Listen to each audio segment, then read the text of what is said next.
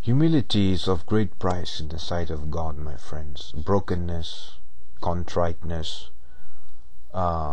mercy, forgiveness, all these things, if you do them for God's sake, then they are of a great price. You see, this is why it is very important for us people who say we are God's people to know Him and to know His nature and to know His characteristics. You see, we should not know of Him, but we should know Him. Just the same way we know each other and talk to each other is the same way we should know God and talk to Him and be given advice by Him and be given counsel by Him. You see, now this doesn't happen overnight. Just like with human beings, when we have relationships with each other, you know, we don't forge relationships quickly. In America, they're forged a lot quicker than in other places, and they last a lot shorter than in other places. You see, generally speaking, in other places people are a lot more closed in the beginning, but then as your relationship opens, it becomes very strong in a long period of time. You see, and this is the nature with God, because God is eternal. You know, sometimes we say something, it seems like God is not speaking. It's not that He's not speaking, it's that, you know, we haven't learned to listen. You see, and imagine trying to listen to the sun. You know, it's not easy. You know, you cannot do that.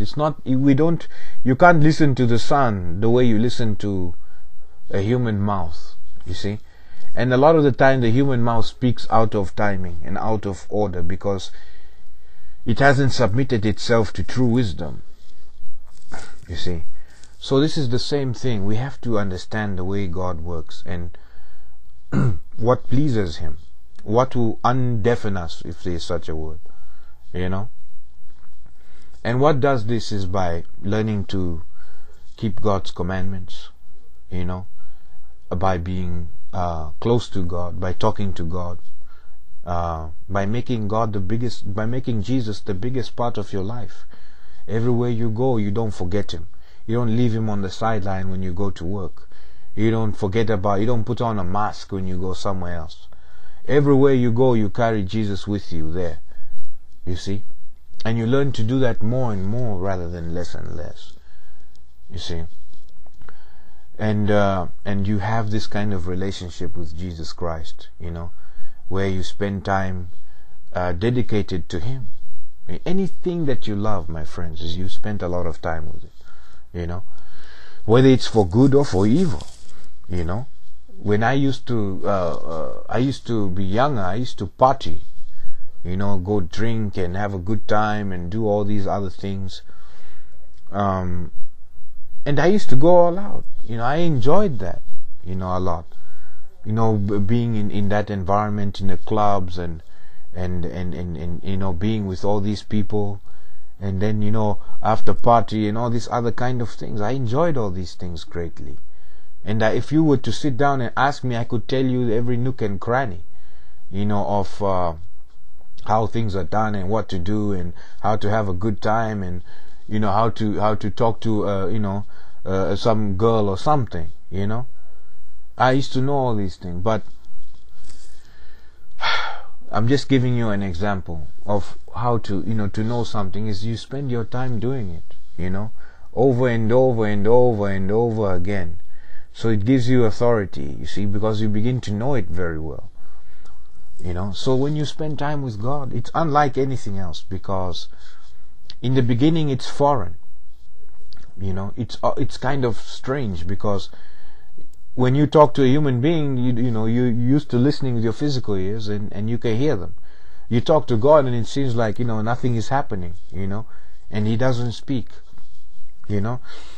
And the thing with it is that if we were to see God, we wouldn't be able to stand His glory, we would die. That's how great God's glory is. It's only by His strength that we can perceive God, you see. So when we don't ask for God's strength, when we don't humble ourselves and be of broken spirit and contrite heart, then we never ask for His strength. We think we have strength in ourselves. You see, and in our own minds and in our own understandings. And so we approach God with sometimes a blind sense of pride, where we don't realize it's pride, but it is pride. And we sit down and we talk to God and we try and listen, and we're trying to listen on our own terms, if you can put it that way, And this doesn't happen. When you go to God, you have to remove everything and say you are nothing. You see, and humble yourself. Look down. You have to bow down. Jesus is a great king, and not start, broadening your shoulders and thinking that you are something when, you're actually really nothing. It says the earth is God's footstool. So what more you, and me, you see.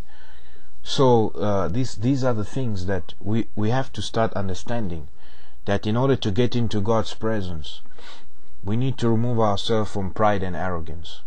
We need to remove ourselves from all these other things that mean so much to us, all these other 50,000 distractions. You see, go into a quiet place, run away from all your temptations, and it says flee from temptation, and go into the quiet place where you can, you don't give the flesh an opportunity to distract you from, because that's what it wants to do, and that's what it's going to do.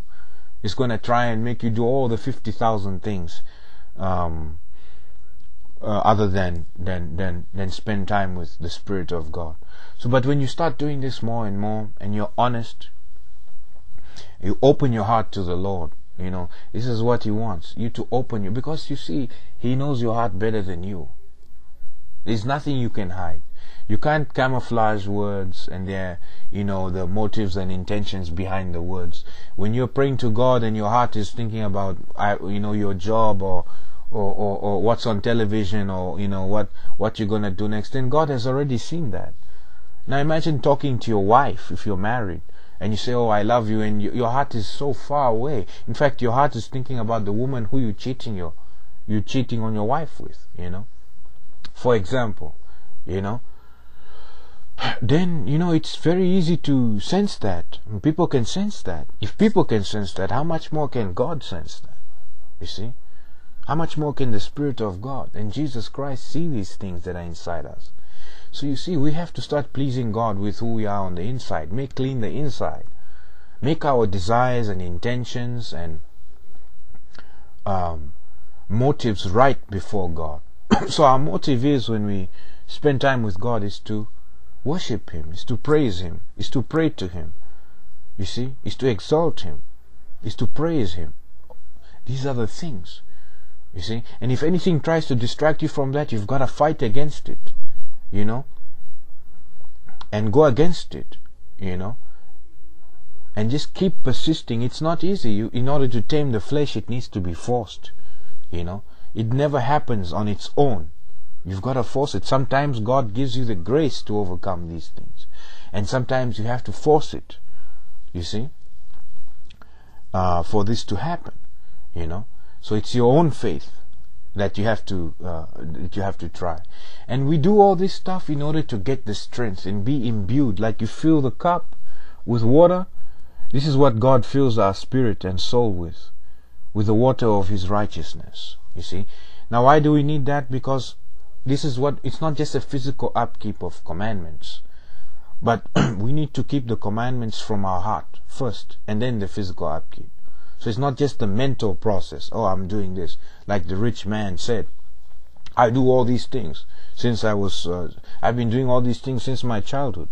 Jesus said, yeah, but you lack one thing. Go and sell everything that you have and give it to the poor and follow me. You see? So he had not been doing it the way in which God's kingdom was being glorified in his heart. You see? In his heart he maybe have exalted himself, to say that I am something, and I'm all these other things, So this is what it is, my friends. We need the righteousness to be imbued inside us, in order to do. So it's like God gives us the strength to do what He wants us to do and to say what He wants us to say.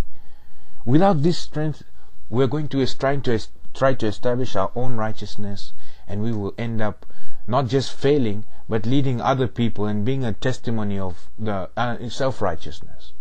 You see? So we need God's righteousness. We need God's strength. We need God's wisdom. Everything we need to ask God for it more and more. We need to, and the only way we can get all these things put into our spirit, which is where God looks first, is the hearts of men, is by spending time with His Spirit and being imbued with the substance of His Spirit into our spirit and soul. You see? And then we begin to have an unexplainable